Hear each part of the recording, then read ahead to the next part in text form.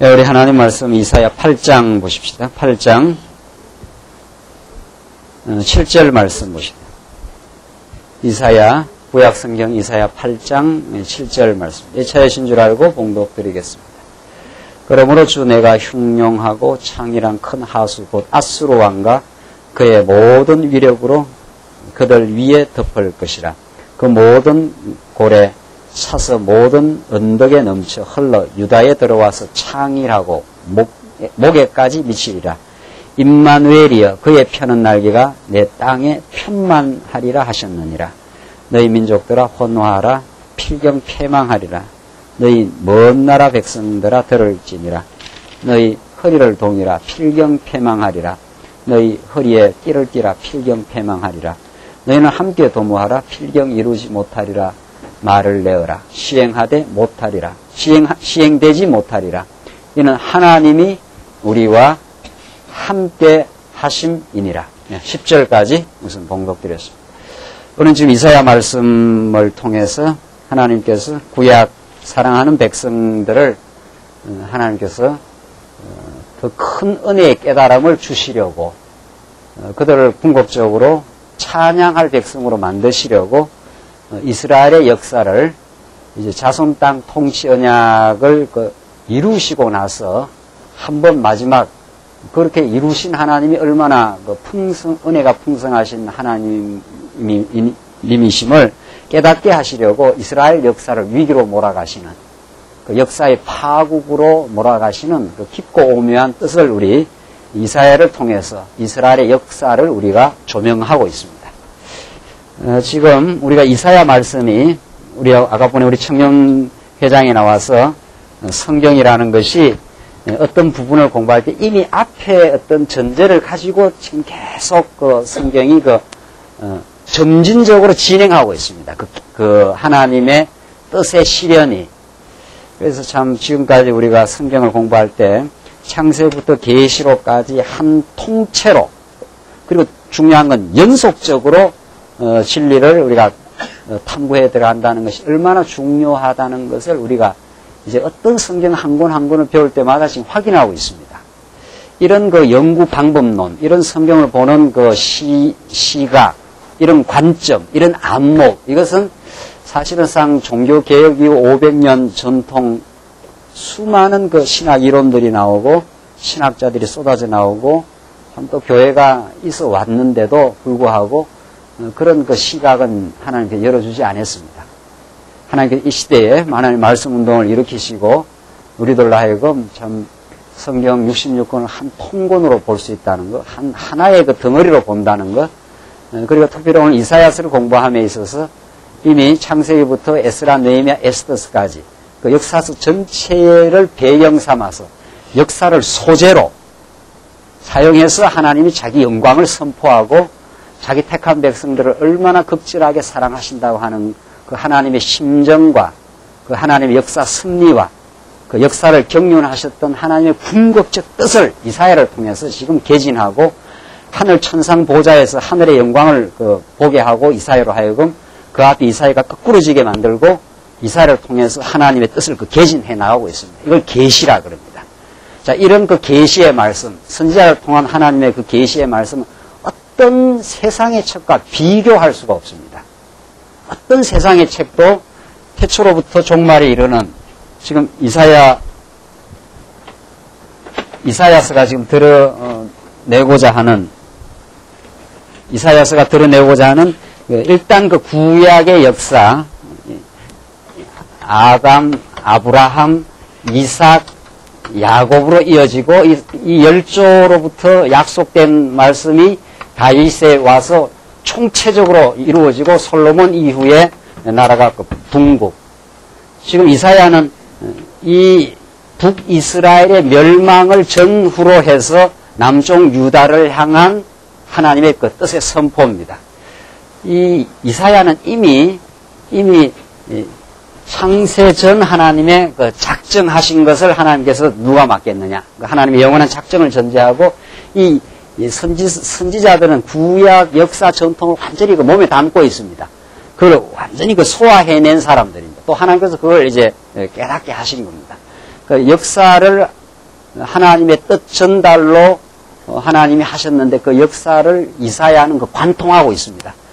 그 역사의 마지막 이스라엘 역사, 그러니까 아브라함으로부터 다윗까지 이어지는 3대 언약의 성취, 그 다음 솔로몬 이후에 나라가 쪼개지고 다시 이루어지는 그 후반부 역사.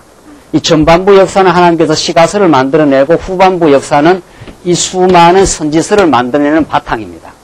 역사라는 것이 그렇게 중요하죠. 역사가 하나님의 뜻 전달의 기본 소재입니다. 가장 그 바탕이고, 이 역사를 통해서 이스라엘 백성들은 부단히 범죄하고 부단히 하나님을 떠나 살지만은 그들을 언제나 지켜주시고 전능하신 능력으로 주권으로 그들을 사랑하신 하나님.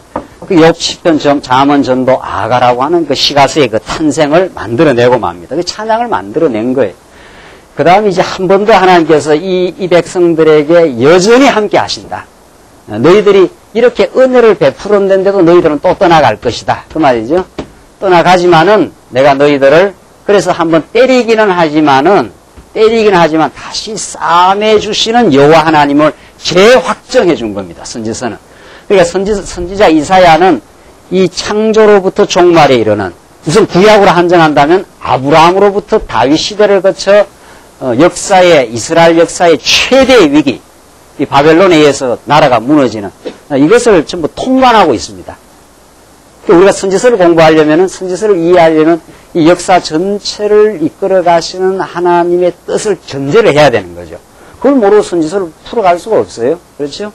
우리 청년회장에 나와서 이 디모데전서를 공부하려면은 디모데전서에서 하나님께서 은혜로 그들을 일꾼으로 부르시고 장로를 세우고 일꾼들을 세워서 체제로 무장케 하신다 이런 뜻인데, 그것이 그 폭발적인 복음이 되려면은 하나님께서 그 이전에 사도 바울을 죄악 가운데 가두어 놓음에 완전히 범죄하던 사도 바울을 은혜로 사도행전에서 부르시고 그런 죄인을 의롭다 하시고 그를 키워내어서 정말 강건한 그리스도의 군사로 만드신 하나님이 살아있는 은혜의 역사, 그것을 바울이 온몸에 담고 복음을 전파하고 있는 거죠. 나도 이렇게 은혜로 섰단 말이죠. 내가 이렇게 평생을 은혜로 하나님의 은혜의 말씀에 약속대로 이루신 성령의 역사로 내가 이 자리까지 왔으므로 너도 복음 안에서 고난을 받고 승리하길 바란다. 이게 바울이 마지막 그 어린 제자 디모데에게 주시는 그 복음의 메시지입니다. 내가 한 일이 아니었다. 그 말이죠. 하나님 은혜가 나를 이렇게 사로잡아 왔지 않느냐. 그 은혜의 그 충만한 복음이 디모데 전후서이듯이 지금 이사야서가 그런 거죠.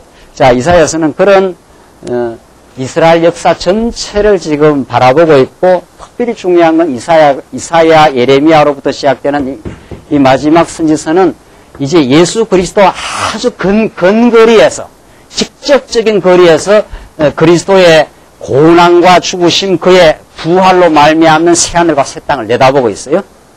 자, 이것이 앞으로 이루게 될 새하늘과 새 땅에서 이루어질 마지막 시대까지를 하나님이 보내시는 선지자는 저기 영혼으로부터 시작해서 마지막 새하늘과 새 땅을 이사야가 바라보면서 역사 전체를 내다보는 하나님의 관점에서 지금 말씀을 주고 있는 거죠. 그러니까 구약의 선지자는 구약의 일반 백성들하고는 독특한 주의입니다.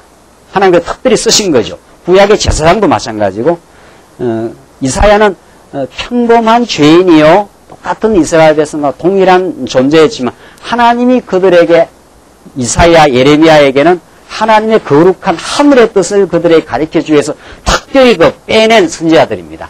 그것이 왜 중요한가 하면은 그것이 어디로 이어지는 거기 때문입니까? 예수 그리스도에게로 참 선지자, 하늘로부터, 영원으로부터 내려오신 참 선지자를 우리는 접할 때라야 우리는 잠시 이 땅 위에서 고통받으며 이 죄악의 몸을 안고 때로는 고민하며 때로는 염려할 수밖에 없는 삶을 살아가지만 우리는 이 속에서 영원의 뜻을, 그리스도를 통해서 드러난 영생의 말씀을 우리가 지금 확인할 수 있는 거죠. 그래서 이사야는 구약 역사 전체를 감싸고 있을 뿐 아니라 메시아를 바라보면서 새하늘과 새 땅을 지금 넘나드는 그런 언약 성취의 전체적인 스케일을 안고 지금 이사야 이 말씀을 지금 전파하고 있는 거죠. 이런 책이 없다는 거죠. 세상에. 되게 대단한 책이죠. 그래서 우리가 성도대학을 우리가 보통 대학이라 그러지 않잖아요. 이걸 정말 아는 사람은 야, 정말 그렇구나 말이지. 전에는 이사야, 지금 구약 학자들이 이사야 한 권을 어떻게 건드릴 수가 없습니다. 이사야를 풀어나갈 도리가 없어요. 왜냐하면 이사야가 풀리려면은 이게 3대 아브라함의 3대 언약으로부터 성취된 이후에 나라가 또 쪼개져서 또 역사가 시작되고 이스라엘의 이거 역사의 고통들 말이죠. 부단히 이사야가 복음을 지금 말씀을 전할 때 우시야, 요담, 아스, 히스기야로 이어지는 이 남쪽 유다의 이 범죄 상황들 말이죠. 이 이루 말할 수 없는 범죄입니다. 하나님이 이 다윗을 통해서 솔로몬을 통해서 큰 나라 이루어졌지요. 큰 아름다운 성전을 줬죠. 이만큼 은혜를 베푸는데 배은망덕한 백성들이거든요. 이걸 하나님이 섭리하시겠다 이런 뜻입니다. 누구를 통해서? 누구를 통해서 이미 예언했어요? 모세를 통해서 너희들 들어가서 배부르고 살찌면 음란하던 나를 떠나서 나를 떠나게 된다. 그래서 내가 만방에다 다 흩어져 버리겠다. 이게 바벨론이. 이게 하나님의 정한 뜻입니다. 이걸 우리가 이해하기가 어려워요. 정말로 이 계시의 말씀이 아니면 하나님이 잘 약속대로 잘 이 나라를 이루어줬으면 그냥 계속 가야 될 거 아니냐 말이죠. 그렇게 안 갑니다. 그렇게 평탄하게 안 가게 돼 있어요. 이것이 무슨 하나님의 뜻을 우리에게 전달하느냐. 이게 이사야서의 그 폭발적인 그 복음이 들어있습니다. 사실. 자, 우리는 오늘 본문 말씀 보시면, 자, 하나님께서 이제 진노를 하시는데, 우리 앞에서 파멸을 예언했지 않습니까? 너희들 그들 난다. 말이죠. 파멸하되, 하나님께서 6장부터는 아주 파멸하는 것이 아니라, 하나님의 선민, 이사야 표현대로 말하면 남은 자, 이렇게 되어 있습니다. 이사야 표현대로 하면은 그 하나님께서는 하나님의 택한 백성을 여러 그 표현을 씁니다. 구약에 여러 표현을 써서 하나님의 자기 백성들을 보호하겠다 하는 표현인데 특히 이사야식으로 말한다면은 내가 너희들을 완전히 쓸어버리겠다. 그러나 남은 거루터기는 남겨두어서 그것이 거룩한 성읍으로 하나님께서 다시 회생시키는 하나님의 역사를 하겠다. 이게 이사야서에 나오는 그 남은 자 사상이라는 유명한 겁니다. 그래서 하나님께서 파멸을 예언하고 이사야를 이제 부릅니다. 소명하는 거 아닙니까? 그 이사야 소명이 어떤 소명이었습니까? 너희들 가서 눈 멀게 하라는 거예요. 이사야가 여기에 부름을 받았는데 이게 이제 남쪽 유다의 범죄가 점점 짙어져 가는 이 시대입니다. 이게. 그래 하나님께 역사의 위기에 항상 하나님의 뜻이 전달돼요. 여러분과 저의 삶의 위기에 최악의 위기에 하나님의 말씀이 들려와요. 언제나. 그때 들려온 말씀을 가지고 우리가 사는 겁니다. 알고 보면은. 참 우리 한평생 이렇게 살아가면서 몇 차례 그 위기를 겪을 수 있고 그 농도상 또 짙을 수가 있고 얕을 수가 있는데 결국 하나님의 은혜와 사랑은 언제나 이스라엘 백성들을 스스로는 설 수 없는 천길 만길 낭떠러지 같은 곳으로 밀어붙이고 하나님께서 그 위기의 순간에 하나님 말씀을 전해주시고 거기에서 그 위기에서 만난 하나님, 절망의 수렁에서 만난 하나님의 은혜를 가지고 우리가 사는 겁니다. 여러분들 지난 날을 생각하면 꼭 그래요. 지금 우리가 은혜에 감격하고 감사하는 것은 그 전날을 돌이켜보면 반드시 그 위기의 순간이 있습니다. 이러다가 완전히 망하는구나. 이거 완전히 끝장나는구나. 이게 이사야 말씀이에요. 다 쓸어버리겠다는 거예요. 그 하나님께서 멀쩡한 나라를 세워서 하나님의 능력 많으신 분이 좀 보호해서 그냥 잘 살게 하면 되지 않습니까? 그 미안하지만, 참 미안하지만이에요. 그렇게 안 하셔요. 그냥 이 좋은 성전, 그 아름다운 성곽을 하나님께서 바벨론을 통해서 완전히 깡그리 무너뜨려버립니다. 아니, 그야말로 초토화예요. 불바다가 되어버려요. 그 바벨론 느부갓네살이 얼마나 그 흉폭한 왕인지 모른다. 역사 이래. 하나님께서 그렇게 파멸을 예언하고 이사야를 통해서 무너뜨린다, 너희들. 그러나 그루터기 하나를 남겨놓고 보호하겠다. 이것이 지금 우리가 6장, 7장, 8장 계속 나가는 이방 침공 가운데 우선 두 차례 하나님의 그 교육이 시작되는데 우선 아수르를 통한 교육이고 마지막 이사야 후반부에 가면은 바벨론을 통한 교육입니다. 그리고 전반부는 누구를 통해서 교육? 하나님 몽둥이도 2개 마련해놨지 않습니까? 하나로 안 끝나요? 하나 맞고 뭐 끝났는가 보다. 더 큰 몽둥이 하나 기다리고 있습니다. 예. 하나님 매를 들었다 하면 이거 보통 아니에요? 그만큼 우리가 타락이 짙습니다. 첫 번째는 아수르를 통해서 북이스라엘을 멸망시켜버리고, 이건 아주 멸망이고, 남쪽 유다도 목에 홍수 대범람이 목에 차도록까지 몰아붙이는 그 701년 산헤립 왕을 통해서 이스라엘을 히스기야 시대 때 아수르가 완전히 남쪽 유다를 뺑뺑 포위해가지고 남쪽 유다를 조롱하는 때입니다. 오늘 본문이 그 말씀이에요. 7절 다시 보십시오. 그러나 주 내가 흉용하고 창이란 큰 하수 곧 뭐라고 했습니까? 아수르 왕과 그의 모든 위력으로 그들 위에 덮을 것이라. 그 모든 고래 차고 모든 언덕에 넘쳐 흘러 유다에 들어와서 창이라고 막 창이라는 건 아주 넘쳐 막 흐르고 이 말이죠. 목에까지 미치리라. 이게 하나님의 이사야를 통한 예언이고 하나님이 너희들을 한번 너희의 범죄하는 너희들에 깨닫게 하겠다 이런 뜻입니다.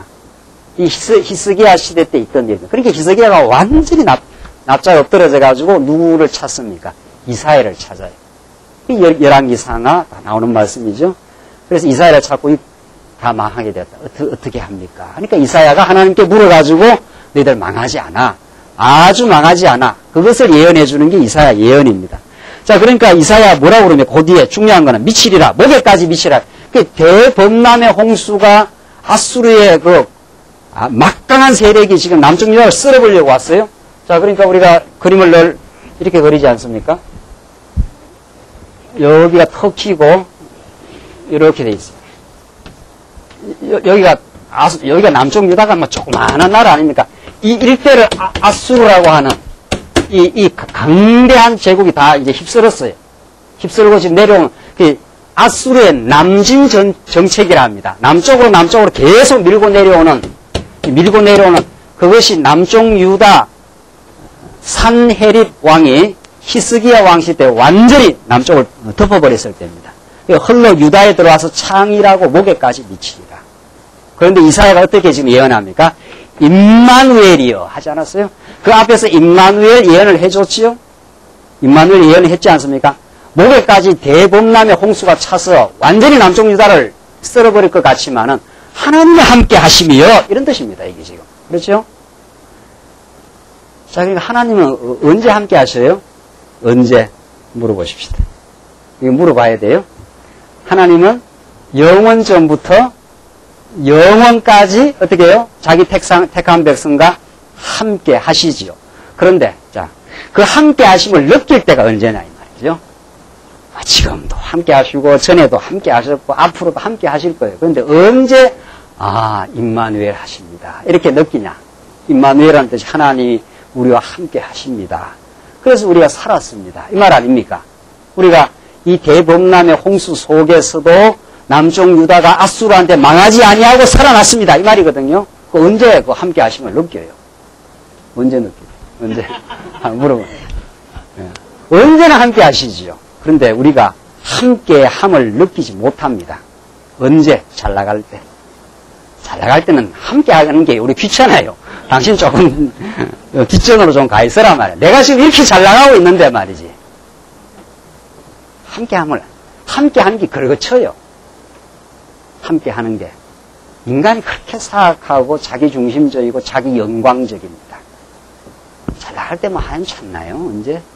우리 잘난 맛에 내 능력 있고 해서 그렇게 했지. 언제 함께함을 하나님이 보여주시고 확정하느냐. 문제는 이제 이거예요. 문제는 깨닫는 거거든요. 하나님 당신이 함께 했습니다. 함께해서 지금 우리가 이 위기 속에 살아나고 있습니다. 그걸 깨닫게 하려면 다른 도리가 없어요. 인간은 뭐 다른 도리가 없다는 거예요. 어디로 밀어붙여야 돼요? 어디로? 예. 홍수가 나서 집안 가재도 다 쓸어버리고 목에까지 차야 돼요. 가슴에까지 차도 까딱 안 합니다. 우리 인간이. 뭐 이 정도야 뭐 괜찮다고. 다리에 무릎까지 차면 찰랑찰랑 하면요. 눈 하나 깜빡 안 합니다. 이건 내가 해결할 수 있다고. 목에까지 차야 돼요. 목에까지 찼으니까 이제 조금만 더 하면 이제는 죽는 거 아니에요. 그때 하나님께서 임마누엘 하십니다. 그때 하나님이 함께 하신 게 아니라 뭐 영원히 함께 하셨는데 우리 인생이 하나님을 무시하고 산 거예요. 인정 안 해요. 우리가 건강하고 다 집에 잘 돌아가고 사업 잘 되면요. 하나님 그렇게 절박하게 안 찾습니다. 하나님께 절박하게 찾게 만들려면은 바닥을 쳐야 돼요. 이 하나님께서 우리를 하여금 바닥 치게 하시는 역사. 오늘 이사야를 통해서 남쪽 유다 나라가 우시아, 요담, 아하스로 이어지는 이 말할 수 없는 범죄 말이죠. 하나님이 성전, 이렇게 해서 성전 제사 드리려 하는데 아하스는 지멋대로 다메섹에 가갖고 성전을 보고는 지멋대로 막 성전을 변조를 해버렸어요. 하나님이 이게 도대체 이게 놔둬야 되겠냐 말이죠. 인간들 말이죠. 하나님께서 써야 되겠다. 너희들은 이제 한번 목에까지 차도록 한번 위기를 겪게 돼 있다. 그리고 더 중요한 거는 지금 요 부분만 우리가 늘 읽으면은 이스라엘 백성의 죄 때문에 지금 위기가 오는 거 아닙니까? 지금 아하스 왕의 이 죄악은 예언된 사실이에요. 그래서 하나님께서 히스기야를 통해서 가서 못 듣게 하라 그럽니다. 어슴푸레하게 돌아오면 안 되잖아요. 어슴푸레하게. 아하스가 여기서 돌아오면 안 돼요. 어디까지 가야 돼요? 시드기야까지 가야 돼요. 그렇죠? 시드기야까지. 끝까지 가야 돼요. 그래서 보기는 보아도 예, 깨닫지 못하고 들어도 뭔 소리인지 모르게 하라. 깨닫지 못하게 하라. 그렇게 말합니다. 못 깨달으니까 계속 가는 거죠. 우리 인생 하나님 앞에 아무것도 아닙니다. 우리가 지금 눈 뜨고 보는 건 은혜입니다. 하나님이 눈 가려놓으면 누가 지금 진리를 깨닫습니까? 눈 가려놓고 몰아가는데 이사야에서 들으면 완전히 그냥 거꾸러져요. 하나님 소리 나오는 거죠. 하나님이 눈 가리고 우리를 몰아가면은 누가 진리를 깨달을 수가 있느냐 말이죠. 누가 하나님께 드려서 갚음이 있겠느냐. 그게 로마서의 마지막 그 찬양이 누가 하나님께 먼저 이렇게 드려가지고 누가 하나님께 모사가 있겠느냐 말이죠. 없어요. 깨달은 자가 있겠느냐 말이죠. 하나님 눈 가리고 몰아가는데 이게 이사야 전반부의 남쪽 유다를 마지막까지 몰아가시는 하나님, 그 속에 하나님의 긍휼과 자비가 숨어 계신 하나님, 그것을 우리 가리킵니다. 임마누엘이여, 이 목에까지 미치는 그 위기의 순간에 하나님은 함께 하실 것이다. 너희와 안 떠나가신다. 그 속에서 너희를 보호하시고야 마실 것이다. 그의 펴는 날개가 내 땅에 편만하리라 하셨느니라. 그 하나님이 펴는 그 날개가 내 땅에 편만하게 해서 너희를 다 보호하시고야 만다. 이 이사야의 예언입니다. 9절로부터 8장 9절로부터 15절. 아수르는 패망하지만 이스라엘 집에는 이제 올무가 놓여집니다. 참 이사야 정말 이 언약 성취 아니면 이거 풀 수 있는가 한번 보십시오. 9절로 15절. 아수르는 패망하는데 이스라엘의 집에는 올무가 되는 것이 남아있다고 합니다. 무슨 뜻인가 한번 보십시오. 너희 민족들아 헌화하라. 필경 패망하리라. 이 아수르를 지칭하는 겁니다. 헌화하라. 막 이렇게 시끄럽게 소란을 피우라. 필경은 패망한다. 아수르가 강팍한 강한 나라로 남쪽 유다를 아주 쓸어버리려고 그렇게 강한 나라처럼 보이지만 실상은 하나님 앞에서는 아무것도 아니라는 거예요. 패망하리라. 너희 먼 나라 백성들아 들을지니라. 너희 허리를 동이라. 필경 패망하리라. 너희 허리에 띠를 띠라. 필경 패망하리라. 너희는 함께 도모하라. 필경 이루지 못하리라. 말을 내어라. 시행되지 못하리라. 이는 하나님이 우리와 어떻게 해요? 함께 하시니라.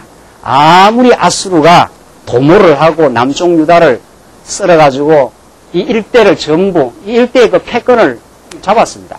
아수르가 한때. 그래서 마지막 남은 그 유다를 공략하려고 하지만 그 도모가 이루어지지 않는다.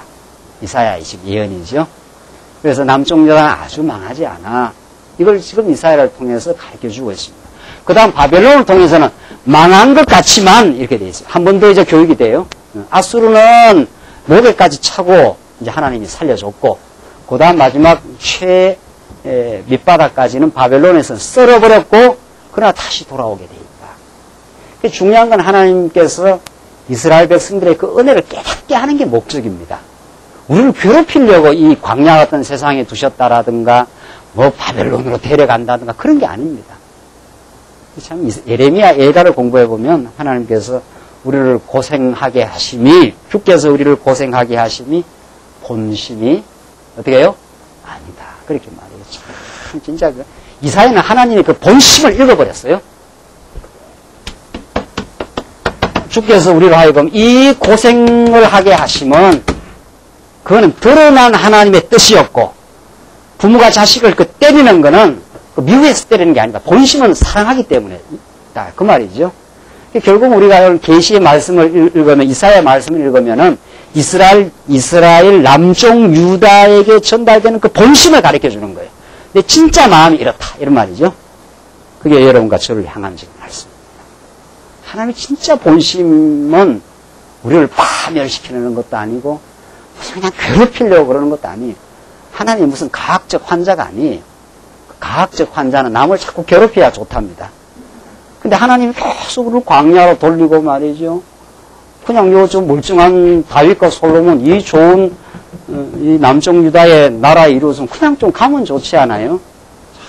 하나님, 진짜 우리의 생각하고는 너무 달라요. 그래서 선지서가 하나님의 뜻은 너희의 생각과 동에서 서와 서처럼 멀다고. 그렇게 하나님께서 말씀하시면서 우리가 크꾸러지고 때로는 고통받고 어려울 때 그 하나님의 본심을 읽어내도록.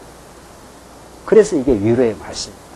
하나님 뜻이 있어서 이 일이 이루어졌습니다. 이 말이죠. 그래서 이는 하나님이 우리와 함께 하시리라. 이 역사의 위기에 하나님은 떠나가지 않는다. 절대로. 내가 위기를 겪고 아주 범람한 그 홍수 앞에 아수르의 그 강력한 힘 앞에서 망할 것 같아도 안 망한다. 이 말입니다. 11절 여호와께서 강한 손으로 내게 알게 하시며 이 백성의 길로 행치 말 것을 내게 경성시켜 가라사대 이 백성이 맹약한 자가 있다 하여도 너희는 그 모든 말을 따라 맹약한 자가 있다 하지 말며 그들의 두려워하는 것을 너희는 두려워하지 말고 놀라지 말고 만군의 여호와 그를 너희가 거룩하다 하고 그로 너희의 두려워하며 놀랄 자를 삼으라. 참 대단한 말씀이. 그러니까 우리가 진짜로 두려워할 그 대상이 누구냐? 이 말이에요. 아수르냐 여호와냐? 지금 이스라엘 남쪽 유다를 향해서 하는 말. 남쪽 유다 백성은 아수르가 두려운 거예요. 이 강력한 세력이니까. 그렇잖아요? 하나님은 잘 안 보이니까. 아수르가 두려워 보이는데 이사야 선지자는 아수르가 진짜 너희가 두려워할 대상이 아니라 하나님의 그 권세는 영원 무궁하시고 온 제국들을 떡 주무르듯이 말이죠. 세웠다가 없애버리고 세웠다가 없애버리면서 하나님의 진정한 뜻은 너희를 보호하실 것이고 너에게 사랑을 지금 약속한 대로 이끌어 가실 하나님의 주권과 능력이 있지 않느냐. 그분만이 우리가 두려워할 분이시다. 그분을 경외하는 것. 지금 그렇게 가르치고 있는 거죠. 그래서 현실이 우리에게 굉장히 두렵게 다가옵니다. 사실은. 그 현실을 넘어 하나님, 현실을 주장하시는 그 하나님 여호와의 살아있는 손길이 있음을 지금 발견하라. 지금 그 말이죠. 14절. 그런데 보십시오. 이렇게 하지만 이 시대로서는 이것이 이사야의 이 시대에서 이 백성들이 다 깨닫는 게 아닙니다. 이 말씀은 결국 한번 무너지고 돌아와서 완전히 깨닫습니다. 이 말씀은. 그걸 어디서 알 수 있는가 하면은 이사야가 지금 이 시대에 지금 전가하고 있잖아요.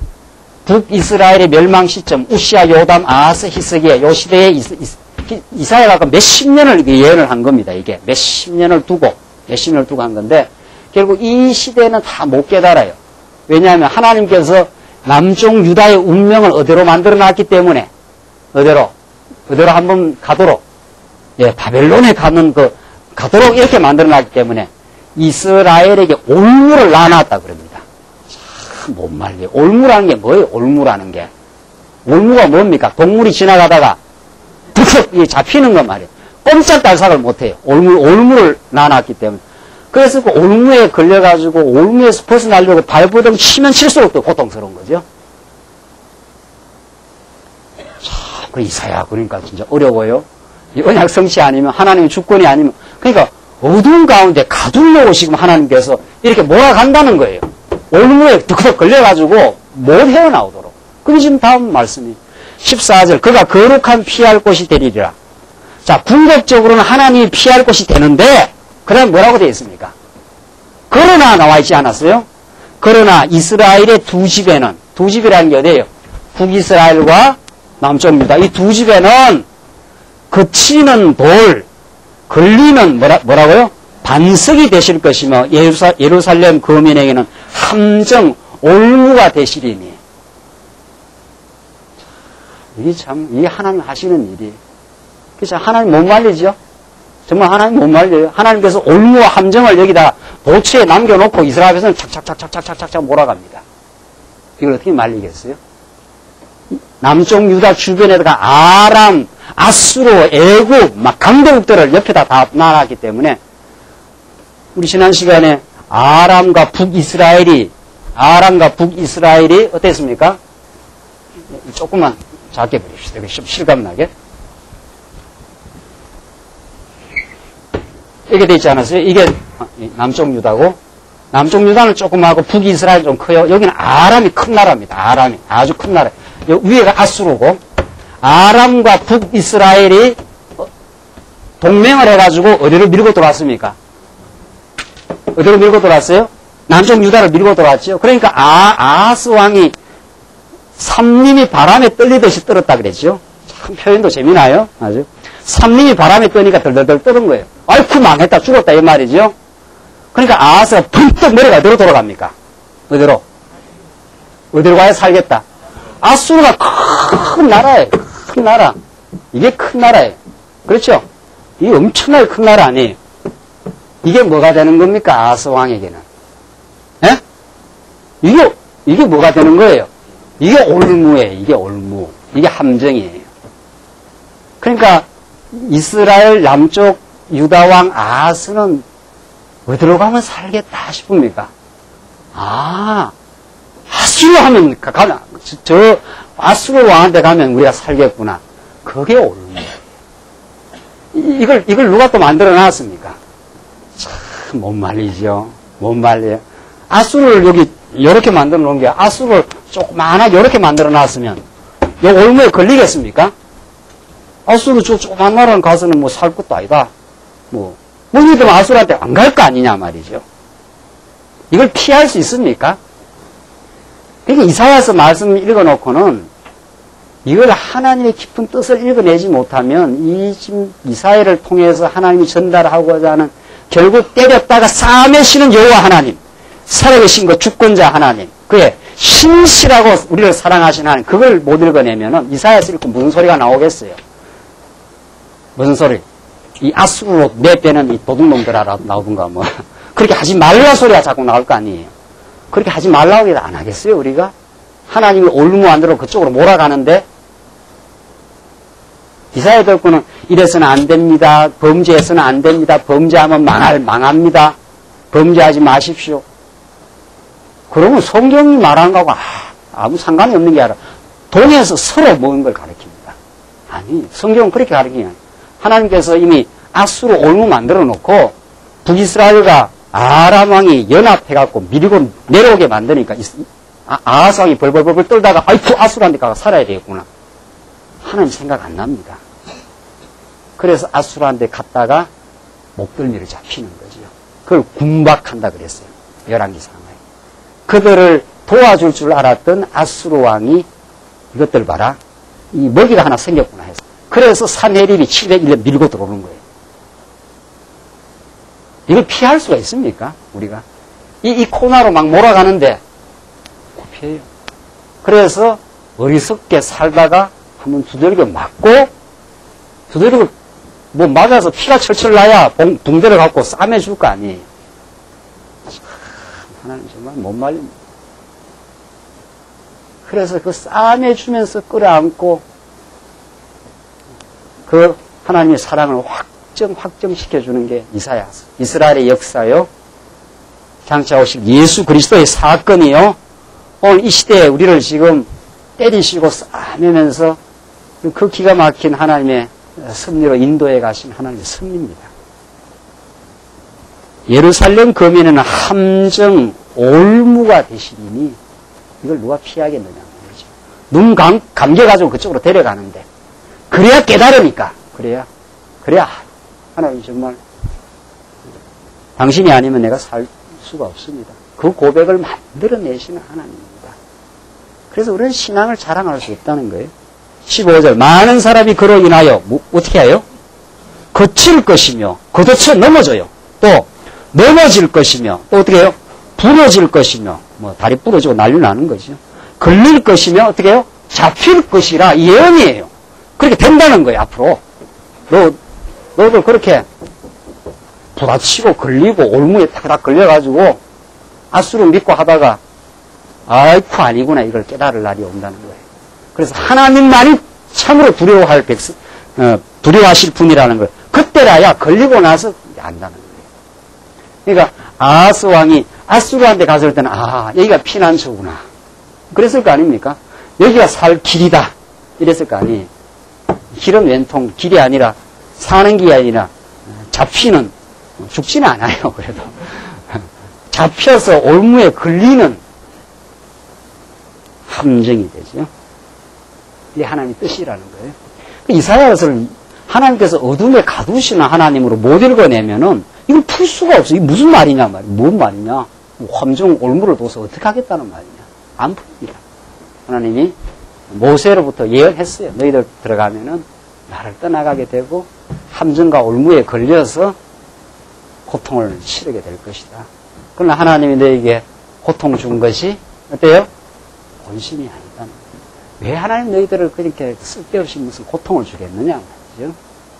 이것이 너희들에게 참 내가 너희를 너무도 사랑하는 자를 좀 확인을 시켜야 되겠는데 이스라엘 백성들이 하도 둔해가지고 깨닫지를 잘 못하니까 이렇게 아수르라는 방맹이를 하나 들어 써가지고 두드리게 패고 나중에는 바벨론 그보다 더 큰 몽둥이가 하나 나타나고 그런 거죠. 16절 한번 보겠습니다. 그걸 이제 설명합니다. 16절부터. 지금까지 했던 내용을 16절로 22절 보시면은 8장 16절로 22절 율법과 증거의 말씀을 따라 우상을 경계할 것을 이제 부탁하는데 너는 증거의 말씀을 싸매며 율법을 나의 제자 중에 봉함하라. 자, 이게 뭔 말입니까? 이게 무슨 말입니까?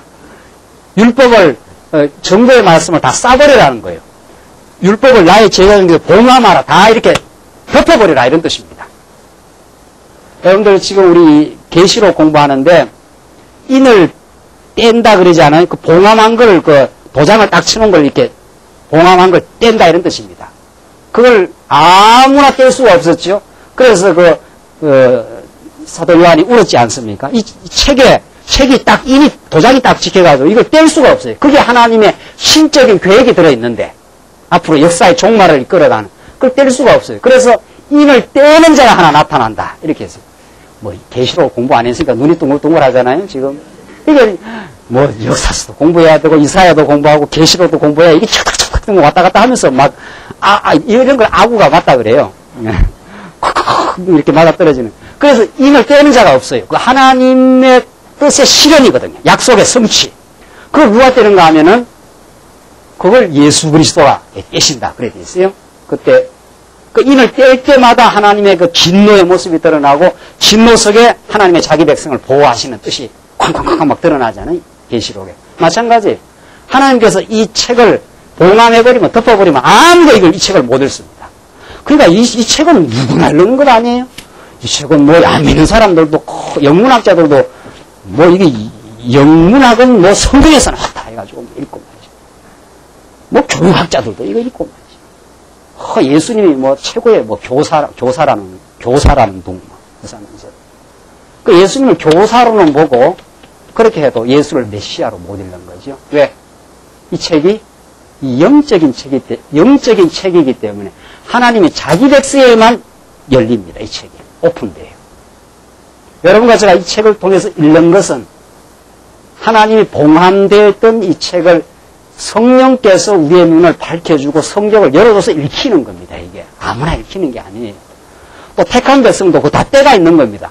전에 여러분들 성경 봤습니까? 안 봤습니까? 한번 물어보십시오. 성경 열심히 봤죠? 그 나가도 들어가도 복 받고 뭐 그런 것만 봤지 않았어요? 열심히 봤지 뭐. 옛날에 갖고 교회 다니면서 성경 안 봤나요? 성경 통독 막 100독 이래가지고 막 읽었죠. 안 보입니다. 읽는다고 보이는 게 아니에요. 여러분들 지금도 마찬가지입니다. 지금도 우리가 자만하고 교만할 일이 하나도 없습니다. 살짝 우리 눈을 또 어둡게 해버리면은 그냥 이론적으로 이룰 수도 있고, 야, 은학성씨 대단한 말씀이에요. 이거 한번 써먹어야 되겠다. 이렇게 나갈 수도 있는 거예요. 그건 그 사람의 영혼하고는 아무 상관없는 말씀이 되는 겁니다. 하나님이 이 말씀, 봉함된 이 진리의 말씀을 열어주셔야 합니다. 인을 떼줘야 돼요. 메시아가 와서 이 인을 떼줘야 성경에 나타난 신적인 계획, 영원한 계획, 하나님이 남쪽 유다 나라를 끝까지 지키겠다고 하는 계획이지요. 근데 이사야는 지금 이 시대 때는 잠깐 어떻게 하라 그럽니까?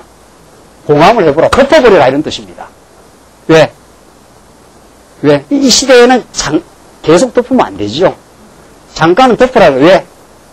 그래야 어떻게 되니까? 덮어야 남쪽 유다 나라가 어디로 가니까?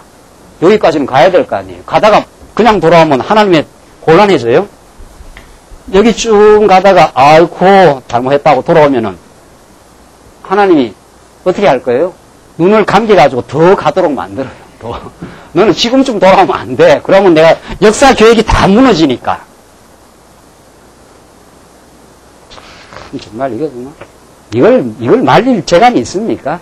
하나님의 그 정한 때, 하나님의 정한 교육, 하나님의 정한 교육의 내용까지 딱 정해놓고 우리를 착착착 지금 함정과 올무를 만들어 놓고 하나님께서 말씀을 딱 덮어버리고 못 보게 하고.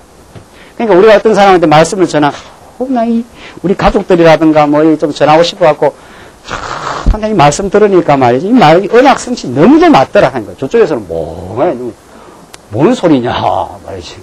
니나 믿어라 말이지. 나는 내대로 내 방식대로 믿을란다. 뭐 이러거나. 그렇게 전한다고 되는 게 아니, 뭐 때를 어떤지 못하든지 전하긴 전하는데 전한다고 다 되는 게 아니라 하나님께서 왜 그런 사람은 어떻게 하려고? 이쯤 가고 있는 사람이거든요. 여기서 깨닫고 돌아오면 안 되잖아요. 그럼 매를 하나님이 때릴 수도 있고 안 때릴 수도 있고 곤란해요. 오중간하니까. 한 번 집을 나가고 한 번 헷갈리냐 들고 때리지. 약간 나가서 과자 사먹고 들어왔다. 이렇게 때릴 수는 없잖아. 그런 건 못 때려요. 아주 이 녀석이 돈까지 훔쳐가가지고 나갔다 왔다. 이건 진짜 맞아 죽는 거죠. 이래야 이제 두들겨 패니까. 그러니까 봉해야 돼요. 봉해버려. 못 깨닫게 합니다. 못 깨닫게 하는 게 복입니다. 야, 이거 뭔 말인지 이게 도대체 깨달아야 복이라 했다가 못 깨닫는 것도 복이라 했다가 그 과정 중에 못 깨닫게 한다는 거예요. 그래서 때리려고. 그래서 싸매주려고. 목적은 싸매는 데 있어요. 싸매가지고 깨닫는 데 있어요. 궁극적인 목적은. 깨닫는데. 여기까지 가야 될 거 아니. 그 이사야서는 지금 우리가 오늘 몇 장입니까? 8장 있는데 어디까지 읽어야 되겠어요? 66장까지 읽어야 되죠. 그 시간이 없어서 다 못 읽잖아요. 66장까지 가면은 새하늘과 새 땅. 이 헌 하늘과 헌 땅. 이 무너져버린 이 참담한 남쪽 유다의 비참한 역사를 딛고 새로운 부활의 역사. 새하늘과 새 땅이 이 땅에 열리고 예수 그리스도가 이 땅에 오시고 영원히 새하늘과 새 땅을 다시 이루실 것이고 이렇게 이루어져요. 그까지 계속 우리는 지금 이래간다 생각해야 되죠. 여기서 말씀을 싸매며 율법을 나의 제자 중에 봉함하라. 이제 가르치지 말라. 제자들한테 더 이상 가르치지 말라. 이들을 때릴 하나님께서 매를 지금 준비하겠다. 그 말이죠. 17절 이제 야곱 집에 대하여 뭐라 그랬습니까? 참 정말 대단하네 성경. 낯을 어떻게 해요? 가리우시는 여호와를 나는 기다리며 그를 바라보리라. 그러니까 이사야가 가서 암만 외치고 임마누엘 이야기하고 해도 알아들어요 못 알아요. 또 알아듣지 뭐하도록 하라 그랬지 않았어요? 못 알아들으니까 하나님께서 그만해라 수고했다. 이제 말씀 덮어라 이 말이죠. 그리고 이사야한테 뜻을 가르쳐줬어요. 지금 이 시대는 고통의 시대라. 끝까지 가야 된다. 더 가야 된다. 가되 하나님께서 돌이키겠다. 그때 하나님이 이때 잠깐 낯을 가리우겠다. 이게 시편에 이거 절절하게 나오는지 모릅니다. 시편에. 하나님 이제 우리에게 숨어있지 말고 나타나시옵소서. 하나님 지금 우리가 너무 공경에 처해 있습니다. 이방 대적들이 우리를 아주 조롱하고 우리를 아주 끊어놓으려고 이렇게 난리를 치고 있습니다. 우리가 더 이상 견디기가 어렵습니다. 하나님 숨어 계시지 말고 나타나시옵소서. 자, 하나님은 이스라엘 백성들을 괴롭히려고 공경에 빠뜨린 게 아니라 하나님을 간절히 찾게 만들려고 지금 그거죠. 하나님 앞으로 나오게 하려고. 이 숨어 계시지 마시고 나타나시옵소서. 낯을 가리우지 말고 하나님이 우리에게서 낯을 돌려버리면은 우리는 다 제로로 돌아갑니다. 모든 것이 다 무너져요. 하나님이 우리에게 낯을 돌려버리면은 그때 우리가 이루었던 거 우리가 대단하다고 생각했던 게 무슨 의미가 있냐 말이죠. 하나님 우리에게 낯을 돌리시옵소서. 이 말이죠. 그 기도를 만들어내는 시간입니다. 이 시간은. 돌아왔을 때는 찬양을 만들어내고야 말잖아요. 돌아와서 찬양, 그 놀라운 찬양을 이스라엘 백성들이 에스라, 느헤미야 시대 때 돌아와서 이 무너진 성곽을 느헤미야가 보고는 울었는지 모릅니다. 우리가 이렇게 하나님 앞에 어리석었습니다. 우리가 하나님을 떠나서 그 은혜를 모르고 살았습니다. 그러나 하나님은 여전히 신실하셨습니다. 여전히 여호와십니다. 그 말이죠. 근데 얼마나 돌아와서 찬양했습니까? 돌아와서 통곡하고 돌아와서 찬양하고 그 통곡과 찬양이 막 뒤범벅됐다고 그러지 않았어요? 하나님 우리를 지금 그런 깊은 뜻을 가지고 지금 계속 우리의 인생을 지금 진행시키고 있습니다. 낯을 가리우시는 여호와를 나는 기다리며 그를 어떻게 해요? 바라보리라. 결국은 신앙은 기다림입니다. 우리에게 오래오래 기다리게 하시고 하나님께서 죽지 않았어 이 말이죠. 네. 루트가 종교개혁 하다가 너무 낙심이 돼가지고 너무 힘들어서 아주 코가 다 빠져가고 낙심돼 있으니까 그 부인이 상복을 입고 나왔다는 거 아니에요? 참 역시 그 개혁자의 부인이에요. 상복을 다 입고 나와서 너 죽었느냐 말이죠. 루트가. 루트가 원래 개혁을 하려고 나타난 사람도 아니에요. 그냥 어떻게 하다 보니까 말씀을 깨달아서 한 게 그것이 막 개혁의 불길이 막 일어나는데 하나님께서 말씀 전가하는 사람을 그냥 또 내버려 두나요? 그냥 만신창이 만들고 어렵게 만들고 하니까 낙심되어 있는데 부인이 상복을 입고 나타났다는 거 아니에요? 뭐 죽었느냐? 당신이 섬기는 하나님이 죽었는가 보다. 그죠? 하나님이 살아계셔 있는데 왜 낙심할 이유가 있느냐? 하나님이 하실 것이고 우리의 방법과 우리의 소원과 우리의 뜻대로는 안 하셔도 우리의 뜻을 막으시고 우리를 통해서 하나님의 뜻을 이루고야 하실 것이다. 지금 이사야는 낯을 가리우시는 여호와를 나는 기다리며 그를 바라보리라. 기다리고 기다리며 그가 하실 때가 있을 것이다. 이제 하나님께서 우리를 다듬으실 때가 반드시 있고 돌아오게 하실 때가 있을 것이다. 이사야는 그러니까 다 알았습니다. 이제 이사야는 하나님의 이제 뜻을 알았어요. 하나님께서 어떻게 하실 것이라는 것, 한번 때리실 것이라는 것, 아주 파멸 가운데로 몰아가실 것이라는 것. 그러나 그곳에서 그들을 붙드실 것이라는 것을 이사야가 알았어요. 그 하나님을 내가 기다릴 것이라. 그 하나님을 내가 소망하고 바라볼 것이라. 18절 보라. 나와 및 여호와께서 내게 주신 자녀들이 이스라엘 중에 징조와 예표가 되었나니 이는 시온산에 계신 만군의 여호와께로 말미암은 것이라. 그러니까 이사야의 삶 전부가 또 이사야가 낳았던 그 아들 있었지 않습니까? 뭐죠? 스알야수 오신 남은 자가 돌아온다는 것도 이름 뭐 긴 거 있었지 않았어요? 마할 살랄 하스바스 뭐 이름도 기네요. 예. 아수르가 와서 막 급속하게 약탈해 간다. 뭐 이런 그 자녀들. 그러니까 이사야의 삶과 그 자녀들의 이름 전부가 하나님의 징조입니다. 그 이사야의 일거수일투족의 하나님의 뜻의 표현이에요. 남은 자는 꼭 하나님께서 지키실 것이다. 또 아수르가 와서 너희들을 아주 급속하게 너희들을 약탈해 갈 것이다. 그러나 하나님이 임마누엘 하실 것이다. 함께 하실 것이다. 이런 그 자녀들이 이스라엘 중에 징조와 예표가 되어 있다. 참 중요한 말씀이에요. 구약에는 이사야와 그 아들들의 이름을 통해서 징조와 예표를 주신 하나님께서 오늘 이 시대에는 누구를 영원한 징조이신 표적 중의 표적이신 예수 그리스도를 우리의 징조와 예표가 되어주셔서 우리가 함께 하십니다. 우리 오늘 오전 시간 로마서 공부했지 않았어요? 예수님 십자가에 죽으시고 부활하심으로 세례를 받으심으로 우리와 연합해 있습니다. 임마누엘 하나님이라 그럽니다. 우리 떠나지 않아요. 꼭 우리 함께 하시고 우리 위기 중에 우리가 더 우리 강건하게 붙들어 주신 하나님 그 예수 그리스도를 우리에게 가르쳐 줍니다. 19절 계속 보시면 19절로 22절까지 보시면 8장 19절 계속 보시면 혹이 너희에게 고하기를 기절거리며 속살거리는 신접한 자와 마술사에게 물으라 하거든 백성이 자기 하나님께 구할 것이 아니냐. 산 자를 위하여 죽은 자에게 구하겠느냐 하라. 자, 이게 이제 역사의 혼란입니다. 역사의 고통 가운데 거짓 선지자들이 늘 등장을 합니다. 이제나 이 교회도 마찬가지예요. 우리는 이 땅에 광야 같은 삶을 살아가는데 광야 같은 삶 속에서 올바른 해석을 해주는 게 아니라 더욱 거짓 선지자, 거짓 가르침들이 나타나서 그렇게 신접한 자와 마술사에게 물어라. 어떤 사람이 혹이 그렇게 말한다는 거예요.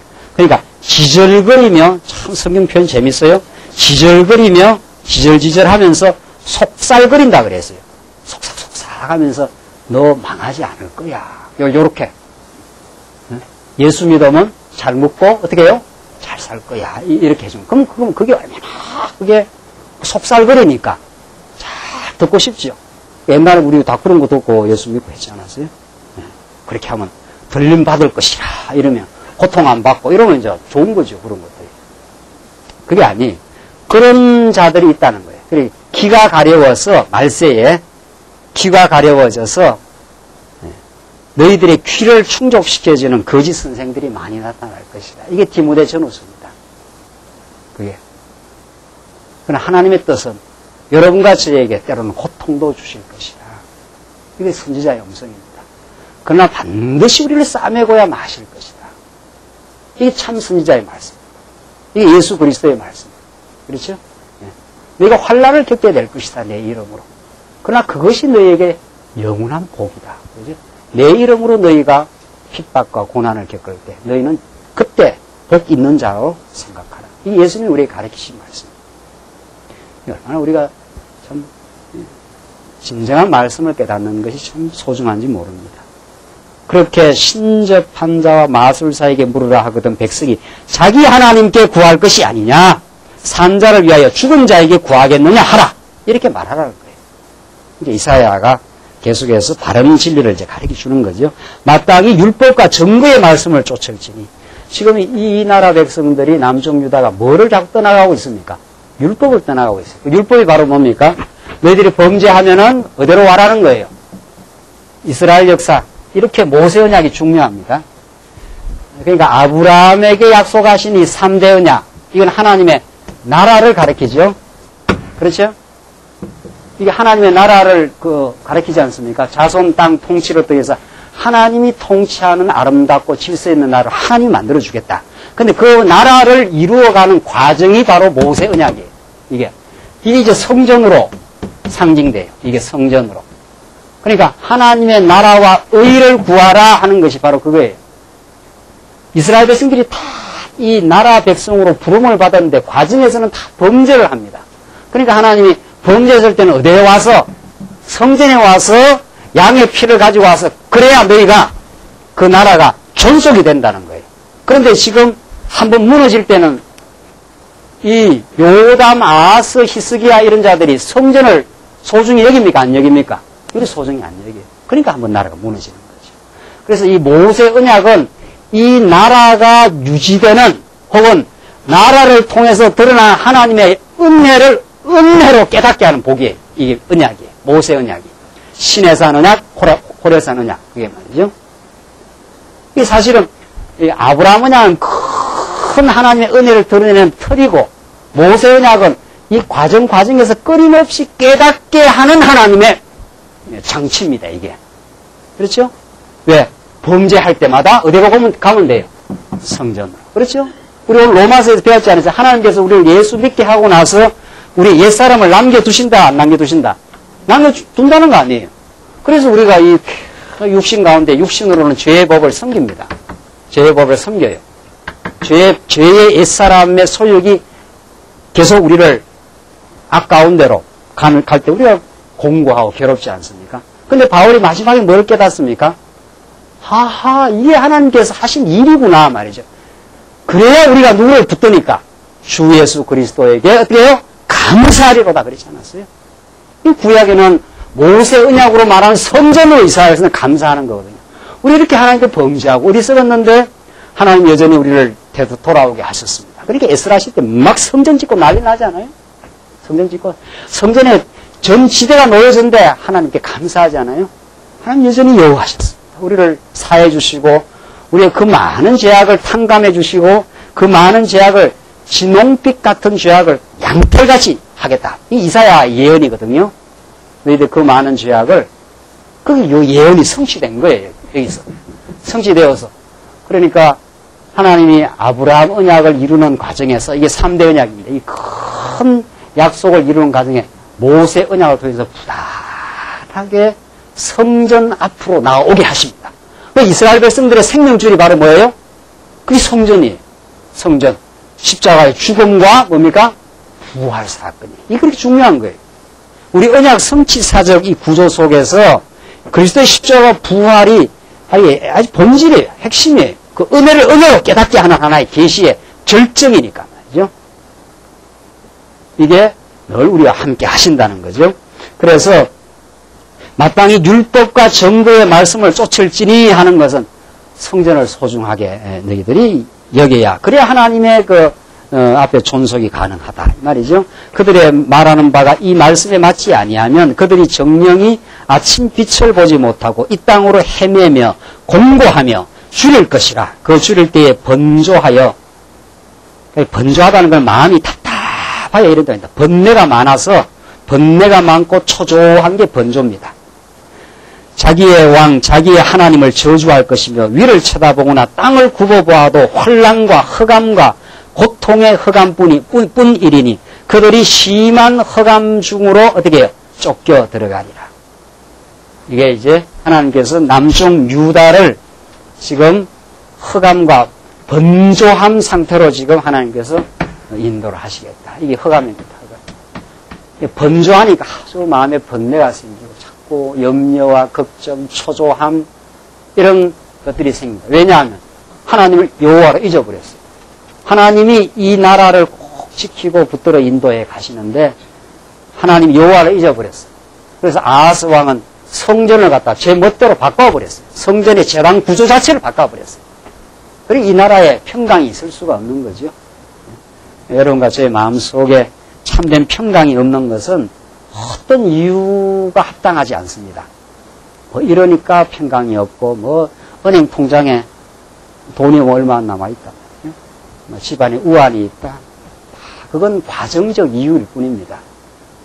그걸 통해서 하나님 여호와를 깨닫게 되면 정말 마음에 평강이 있는데 그 과정에서 스스로가 의거할 수 없습니다. 스스로가 의거할 수 없습니다. 그런 상황으로 하나님께서 너희들을 인도해 가시겠다. 그리고 9장에서 빛이 드러납니다. 9장 읽어보실까요? 읽고 이제 결론 짓죠. 9장 보시면은 이런 이제 하나님께서 이방 침공 속에 아수르의 이 강팍한 아수르의 침공 속에서 북이스라엘이 아주 망하고 남쪽 유다가 아주 번민스럽습니다. 헤매고 공고하고 죽인다 그랬어요. 21절. 그 속에 이제 하나님께서 역사하심이 9장 내용 이어집니다. 그러니까 지금 7장, 8장, 9장 계속 이어져 나가는 거죠. 이 말씀이. 그 역사를 통해서 전에 고통하던 자에게 흑암이 없으리로다. 옛적에는 여호와께서 스불론 땅과 납달리 땅으로 멸시를 당케 하셨더니 후에는 해변길과 요단 저편 이방의 갈릴리를 영화롭게 하셨느니라. 흑암에 행하던 백성이 뭐라 합니까? 큰 빛을 보고 사망의 그늘진 땅에 거하던 자에게 어떻게 해요? 빛이 비치도다. 이걸 그대로 인용을 한 게 누굽니까? 예, 마태복음에서 예수님이 스불론, 납달리, 특별히 갈릴리 땅을 돌아다니면서 하늘로부터 이 흑암에 차 있는 이 땅 위에 빛으로 오심을 예수님이 이 본문을 그대로 인용을 합니다. 마태복음 4장 12절에 이거를 우리 다음 시간 확인하도록 하죠. 그러니까 예수님은 구약의 이사야의 장소까지 딱 예언을 했어요. 예수님이 많이 다니신 곳이 갈릴리입니다. 그러니까 예수님이 이 땅에 오시면 이 흑암 가운데 살아가는 지금 이스라엘 백성으로 말하면 남쪽 유다 백성들입니다. 그러니까 하나님께서 이들의 눈을 감기시고 올무를 놓고 이렇게 해서 어디로 인도하겠다는 거예요. 하나님 흑암으로 인도한다니까 참 기가 찬을 노릇이지요. 그래서 하나님께 태초에 천지를 창조하시니라 하늘과 땅을 지으시며 땅이 어떻게 해요? 공허하고 혼돈하고 흑암이 깊음 위에 있습니다. 그곳에 빛이 있으라 하시며 빛이 있었고 하나님이 창조 원리가 그래요. 그 창조 원리가 그대로 하나님의 구속의 원리에 그대로 적용이 되죠. 하나님 빛을 먼저 짓는 게 아니에요. 예수님 오시기 전에 400년 동안 말라기 이전에 캄캄한 흑암을 만들어 놔요. 캄캄한. 우리 말씀 운동이 빛이 들으려면 한국교회가 점점 더 흑암 가운데 들어가야 돼요. 그게 이제 빛이 드러나요. 여러분과 저의 인생에 흑암의 시간, 번뇌하고 헤매고 공고하는 시간, 번조해서 말이죠. 마음이 괴롭고 말이죠. 어찌할 바를 모르는 이 시간 속에 하나님이 빛으로 우리에게 나타납니다. 살아계신 하나님은 언제나 우리와 함께 하십니다. 기도하십시오. 우리 자비하신 하나님 아버지 은혜와 사랑을 감사합니다. 하나님 남쪽 유다 백성들을 헤매고 줄이며 번조한 상황으로 이끌어 가시고 어찌할 바 모르는 흑암 속에서 하나님께서 이제 빛으로 하늘의 진리를 전달해 주심으로 그들이 소망을 얻고 새로운 회복의 역사를 통해 하나님이 살아계심을 확정한 역사를 확인했습니다. 하나님 아버지 우리를 사랑하시되 때로는 때리시고 때로는 어둠 속에서 번민케 하시지만 우리를 영원한 빛 가운데로 인도하실 살아계신 하나님 우리 여호와 우리 아버지가 우리와 함께 하심을 감사합니다. 이 말씀 듣고 고통 속에서도 소망 가지게 하시고 힘동 속에서도 자고하지 말게 하시옵소서. 예수님 이름으로 기도하옵나이다. 아멘. 우리 찬송하십시다.